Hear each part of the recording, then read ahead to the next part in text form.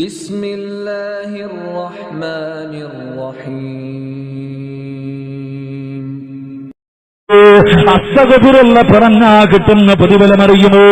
അല്ലാഹുവിന്റെ പ്രവാചകൻ സല്ലല്ലാഹു അലൈഹി വസല്ലമ തങ്ങളെ പറഞ്ഞു തരികയാ. അനസ് റളിയല്ലാഹു തആല പറയുകയാണ്, അല്ലാഹുവിന്റെ പ്രവാചകനും സഹാബത്തോട് യാത്ര പോയി. അല്ലാഹുവിന്റെ റസൂൽ ഒരു സ്ഥലത്തെത്തിയപ്പോ പറഞ്ഞു, സഹാബാ എല്ലാവരും അസ്തഗ്ഫിറുള്ള പറ സഹാബാ, എല്ലാവരും അസ്തഗ്ഫിറുള്ള പറ സഹാബാ. സഹാബത്ത് അസ്തഗ്ഫിറുള്ള പറയാൻ തുടങ്ങി, സഹാബത്ത് അസ്തഗ്ഫിറുള്ള പറയാൻ തുടങ്ങി. അല്ലാഹുവിന്റെ റസൂൽ അവിടുന്ന് പറഞ്ഞു കൊടുത്തു, സഹാബാ 70 പ്രാവശ്യം അസ്തഗ്ഫിറുല്ലാഹൽ അലീം, 70 പ്രാവശ്യം എല്ലാ ദിവസവും നീ പറയണേ എന്ന് നബി മുഹമ്മദ് മുസ്തഫ സല്ലല്ലാഹു അലൈഹി വസല്ലം അസ്തഗ്ഫിറുല്ലാ എന്ന് ഒരു ദിവസം 70 പ്രാവശ്യം പറയണം. അല്ലാഹു ഭാഗ്യം നൽകി നിഗ്രഹിക്കുമാറാകട്ടെ, അല്ലാഹു ഭാഗ്യം നൽകി നിഗ്രഹിക്കുമാറാകട്ടെ.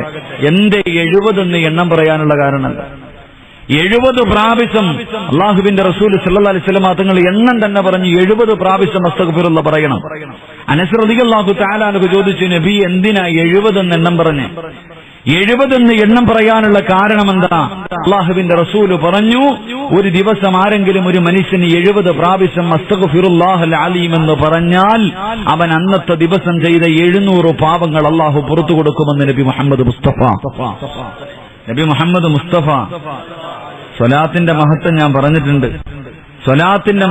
പറഞ്ഞിട്ടുണ്ട്, എനിക്കൂടെ മടിയുണ്ടാകും നിങ്ങൾ എങ്ങനെ ഇരുന്ന ചിലപ്പോ ഇത് തന്നെ ഇടിഞ്ഞ് തലയിൽ വീണ് കളയും. അതുകൊണ്ട് നല്ലൊരു സദസ്സ അഷ്റഫുൽ ഖൽഖ് നബി മുഹമ്മദ് മുസ്തഫ 70 പ്രാവശ്യം അസ്തഗ്ഫിറുല്ലാ എന്നൊരു മനുഷ്യൻ പറഞ്ഞാൽ അന്ന് രാവിലെ ഉറക്കത്തിൽ നിന്ന് എഴുന്നേറ്റത് മുതൽ കിടന്നുറങ്ങുന്നത് വരെ ചെയ്ത 700 പാവങ്ങൾ അല്ലാഹു പുറത്തു തരുമെന്ന് അഷ്റഫുൽ ഖൽഖ് നബി മുഹമ്മദ് മുസ്തഫ 700. അനസ് റളിയല്ലാഹു തആല അൻഹു ചോദിച്ചു, നബിയേ നമ്മളെ കുറിച്ച് ഓർത്തിട്ടായിരിക്കും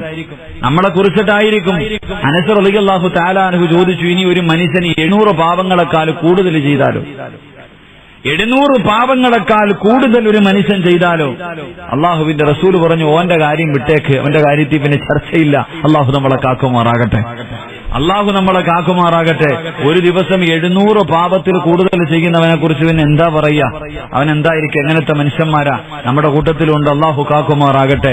അതുകൊണ്ട് ഇൻഷാ അള്ളാ ഇന്നത്തെ രാത്രി മുതൽ ഇൻഷാ അള്ളാ തുടങ്ങിക്കോ. ഇനി മരിക്കുവോളം ഓർമ്മയുള്ള കാലത്തോളം 70 പ്രാവശ്യം ഇൻഷാ അള്ളാ എല്ലാ ദിവസവും അസ്തഗ്ഫിറുല്ലാ പറയണം. അള്ളാഹു ഭാഗ്യം നൽകി അനുഗ്രഹിക്കുമാറാകട്ടെ. ഇൻഷാ അള്ളാ പറഞ്ഞൂടെ? നിയ്യത്ത് ചെയ്യുന്നവർ കൈവെക്കു, പ്രതിഫലം പറയാം. 70 പ്രാവശ്യം ഒരു ദിവസം ചെയ്ത 700 പാപം അല്ലാഹു പൊറുക്കും. 2 ഇന്നത്തെ ദിവസം മുതൽ ഉസ്താദേ മരിക്കുമ്പോഴും ഓർമ്മയുള്ള കാലത്തോളം പെങ്ങളെ നല്ലതുപോലെ കേൾക്കണേ. പെങ്ങള് എന്റെ പ്രിയപ്പെട്ട പെങ്ങളോട് പറയുകയാ, അസ്തഗ്ഫിറുല്ലാ പറഞ്ഞ അല്ലാഹു തരുന്ന രണ്ടാമത്തെ പ്രതിഫലം എന്തെന്നറിയുമോ? അല്ലാഹുവിന്റെ റസൂല് പറയുന്നു, സഹാബാ നിന്നെ കൊണ്ട് താങ്ങാൻ കഴിയാത്ത വേദന അല്ലാഹു നിനക്ക് തരില്ലെന്ന് നബി മുഹമ്മദ് മുസ്തഫ. താങ്ങാൻ കഴിയാത്ത വേദനയുണ്ടല്ലോ എന്റെ പ്രിയമുള്ള സഹോദരങ്ങളോട്. സ്വന്തം മക്കളുടെ മയ്യത്ത് കുളിപ്പിക്കാൻ ധൈര്യമുള്ള ഉപ്പമാരിപ്പുണ്ടോ? പടച്ചവനെ കൈവിറക്കാതെ കണ്ണു നിറയാതെ സ്വന്തം രക്തത്തിൽ പിറന്ന മക്കളുടെ മയ്യത്ത് കുളിപ്പിക്കാൻ നമ്മളെ കൊണ്ട് കഴിയുമോ? എന്റെ പ്രിയമുള്ള പെങ്ങളെ,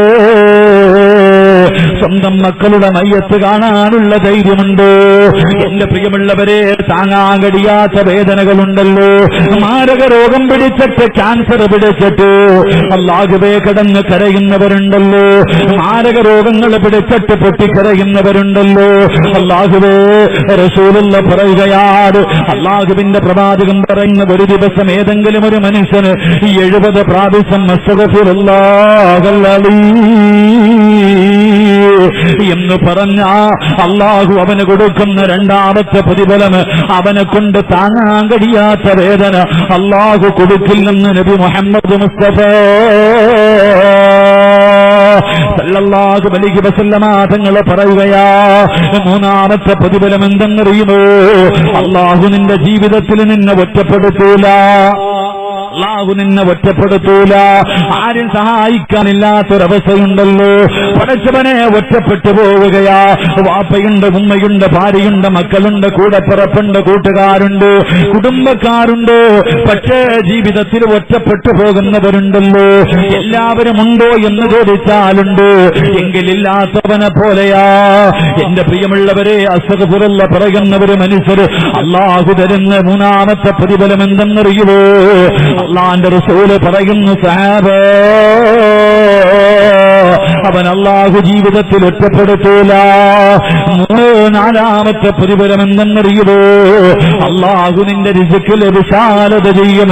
നിന്റെ ഭക്ഷണത്തിൽ അള്ളാഹു ബർക്കത്ത് ചെയ്യുമെന്ന് നബി മുഹമ്മദ് മുസ്തഫ സല്ലല്ലാഹു അലൈഹി വസല്ലം. നീന്റെ മക്കൾ പട്ടിണിയായി പോകുമെന്ന് നീ പേടിക്കണ്ട. മറ്റൊരുത്തന്റെ മുന്നിൽ കൈനീട്ടേണ്ട ഗതി നിനക്ക് വരൂല എന്ന് നബി മുഹമ്മദ് മുസ്തഫ സല്ലല്ലാഹു അലൈഹി. അസ്തഗ്ഫിറുള്ളയുടെ പ്രതിഫലത മഹാനായ ഹസൻ ബസരി റഹ്മഹുല്ലാ അല്ലാഹുവേ പടച്ചവനെ പ്രസംഗം നടത്ത അസ്തഗ്ഫിറുള്ളയെ കുറിച്ച് പറയാ. അസ്തഗ്ഫിറുള്ളയെ കുറിച്ച് ഇങ്ങനെ പ്രസംഗിച്ചുകൊണ്ടിരിക്കുക. ആൾക്കാരൊക്കെ ഇതുപോലെ കേട്ടുകൊണ്ടിരിക്കുന്നു. അവിടെ നിന്ന് പറഞ്ഞു, അല്ലാഹുവേ പ്രസംഗം ഇങ്ങനെ നടത്തിക്കൊണ്ടിരിക്കുമ്പോ ആ നാട്ടിലെ ഏറ്റവും വൃത്തികെട്ട ഒരു മനുഷ്യനുണ്ട്. ആ മനുഷ്യൻ വന്നിട്ട് ഏറ്റവും പുറകെ വന്നിരിക്കുക. ആ നാട്ടിലെ ഏറ്റവും വൃത്തികെട്ട ഒരു മനുഷ്യൻ വന്നിട്ട് ഏറ്റവും പുറകിൽ വന്നിരുന്നു വയല കേൾക്കുക.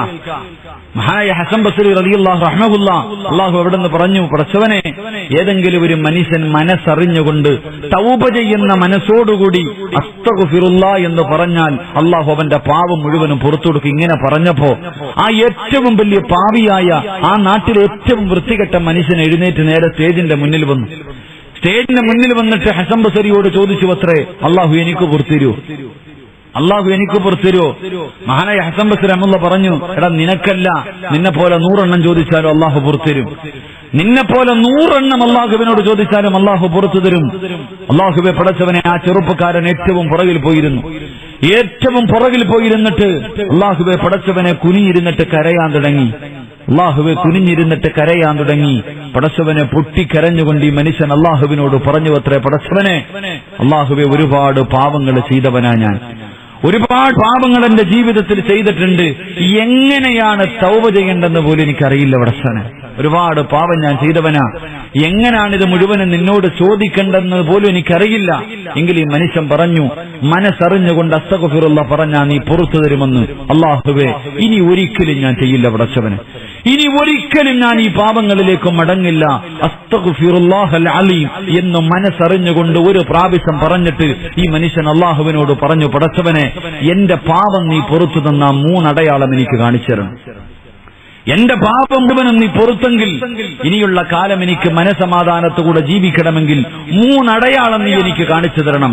1, ആ മനുഷ്യൻ പറഞ്ഞു, പടച്ചവനെ, എനിക്ക് ഇൽമു പഠിക്കാനുള്ള ആഗ്രഹം തരണം. 1, ഇൽമു പഠിക്കാനുള്ള ആഗ്രഹം. 2, ഏറ്റവും മനോഹരമായ ശബ്ദം. ഈ നാട്ടിലെ ഏറ്റവും നല്ല മനോഹരമായ ശബ്ദം എനിക്ക് തരണം. 3, എനിക്ക് ജോലിക്കൊന്നും പോകാൻ വയ്യ. 24 മണിക്കൂറും എനിക്ക് ഇബാദത്തും നിന്റെ കാര്യമായി കഴിയണം. എനിക്ക് തിന്നാനുള്ള ഭക്ഷണം എല്ലാ ദിവസവും രാവിലെ നീ തരണം. എന്റെ പ്രിയമുള്ള സഹോദരങ്ങളെ, ഈ ചെറുപ്പക്കാരൻ അല്ലാഹുവേ അസ്തഗ്ഫിറുല്ലാ പറഞ്ഞു. ഉടനെ തന്റെ മനസ്സിന്റെ ഉള്ളിൽ ഇൽമു പഠിക്കാനുള്ള ആഗ്രഹം തോന്നി. നേരെ ഹസൻ ബസ്രി റഹ്മത്തുള്ളാഹിയുടെ അടുക്കൽ പോയിട്ട് ഇൽമു പഠിക്കാൻ തുടങ്ങി. ഒരൊറ്റ അസ്തഗ്ഫിറുല്ലാഹയുടെ പ്രതിഫലം പറയണേ. എന്റെ പ്രിയമുള്ള സഹോദരങ്ങളെ, പെട്ടെന്ന് 3 അടയാളം അല്ലാഹു കാണിച്ചു കൊടുത്തു. 1, ഇൽമു പഠിക്കാനുള്ള ആഗ്രഹം കൊടുത്തു. ഇൽമു പഠിക്കാൻ തുടങ്ങി. തുടങ്ങിക്കഴിഞ്ഞപ്പോൾ അല്ലാഹുവേ, അദ്ദേഹത്തിന്റെ ശബ്ദം മനോഹരമായ ശബ്ദം. എന്റെ പ്രിയമുള്ളവരെ, ചരിത്രം പറയുന്നു, ഇദ്ദേഹം അല്ലാഹുവിന്റെ ഖുർആൻ ഓതുമ്പോ പറവകൾ പോലും വന്നിരിക്കുമായിരുന്നു അത്രേ. അദ്ദേഹം ഖുർആൻ ഓതുന്നത് കേൾക്കാൻ പറവകൾ പോലും മൃഗങ്ങൾ പോലും വന്ന് മുന്നിലിരിക്കുമായിരുന്നു അത്രേ. തെറ്റ് ചെയ്യാൻ, കള്ളുകുടിക്കാൻ, വ്യഭിചരിക്കാൻ വേണ്ടി വീട്ടിൽ നിന്നൊരു ചെറുപ്പക്കാരൻ ഇറങ്ങിപ്പോകുമ്പോ ഈ ഖുർആൻ ഓതുന്ന ശബ്ദം കേൾക്കുമ്പോ അവൻ വന്ന് അവിടെ ഇരുന്ന് നന്നാകുമായിരുന്നു. അത്രയ്ക്കും മനോഹരമായ ശബ്ദം. 3, എല്ലാ ദിവസവും വീടിന്റെ കവാടം തുറക്കുമ്പോ വീടിന്റെ പുറത്ത് ഭക്ഷണം ഉണ്ടാകുമായിരുന്നു. ഞാനിത് പറഞ്ഞത് ഒരു അസ്തഗ്ഫിറുല്ലാഹയുടെ പ്രതിഫലമായി എത്ര പാപം ചെയ്തവനാണെങ്കിലും അള്ളാഹുവിന്റെ മുന്നിൽ പറ, അള്ളാഹു നിനക്ക് പുറത്തു തരുമെന്ന് നബിയുനാ റസൂലുള്ളാഹി. അതുകൊണ്ട് അള്ളാന്റെ റസൂല് പറയുന്നു, എന്റെ പ്രിയമുള്ള സഹോദരങ്ങളെ, മരണത്തെക്കുറിച്ചുള്ള അധികമായിട്ട് ചിന്ത വന്നു കഴിഞ്ഞാൽ തൗബ ചെയ്യും. തെറ്റ് ചെയ്താൽ പിന്നെ സമാധാനമില്ല. തെറ്റ് ചെയ്താൽ പിന്നെ സമാധാനമില്ല. ചെയ്ത നമ്മുടെ പുറകിൽ നടന്നിട്ട് നാണം കെട്ടിട്ട് പോകണം. ശൈത്താൻ നമ്മുടെ പുറകിൽ നടന്നിട്ട് നാണം കെട്ടിട്ട് പോണം. ഇവന്റെ പുറകിൽ നടന്നിട്ട് കാര്യമൊന്നുമില്ല, ഇവനെ കൊണ്ട് കഷ്ടപ്പെട്ട് എങ്ങനെയെങ്കിലും ഒരു തെറ്റ് ചെയ്യിപ്പിക്കും, ഉടനെ ഇവൻ തൗബ ചെയ്യും, പിന്നെയും ചെയ്യിപ്പിക്കും, പിന്നെയും തൗബ ചെയ്യും, പിന്നെയും ചെയ്യിപ്പിക്കും, പിന്നെയും തൗബ ചെയ്യും. അവസാനം ശൈത്താൻ ഇനി ഇവന്റെ പുറകിൽ നടന്നിട്ട് കാര്യമില്ല എന്ന് പറഞ്ഞ് മടങ്ങി പോകണം. അള്ളാഹു അങ്ങനെയുള്ളൊരു മനസ്സ് നൽകി നിഗ്രഹിക്കുമോ.